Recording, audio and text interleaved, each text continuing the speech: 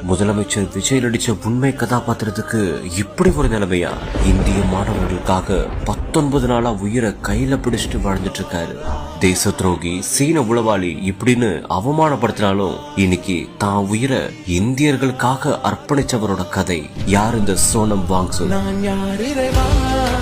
தமிழக முதலமைச்சர் ஜோசப் விஜய் நடிச்ச நண்பன் படத்துல அவர் ஒரு கதாபாத்திரத்துல நடிச்சிருப்பாரு. அதுதான் கொசக்சி பசப்புகள். அந்த கதாபாத்திரம் உண்மை கதாபாத்திரம்னு சொன்னா நம்ப முடியுதா?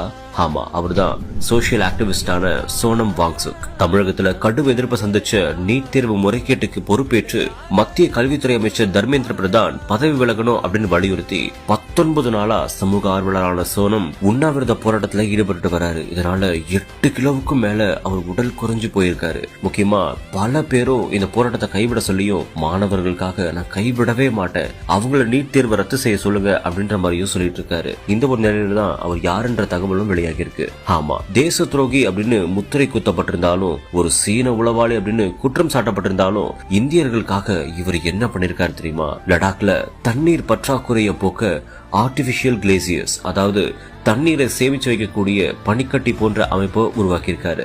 இது போக இந்திய ராணுவ வீரர்கள் கடும் குளிர்லையும் உயிர் தப்பிக்க பிரத்யேகமான டென்ட்டை இவர் அமைச்சிருக்காருங்க. இப்படிப்பட்ட ஒருத்தருக்கு தான் இப்போ இந்த நிலைமை வந்திருக்கு. இவருடைய உடல்நிலை எந்தவித பாதிப்பு அடையாம பாத்துக்கணும் அப்படின்னு டெல்லி உயர்நீதிமன்றம் உத்தரவும் போட்டிருக்கிறதா தகவல் வெளியாகிருக்கு. இந்த ஒரு சூழல்ல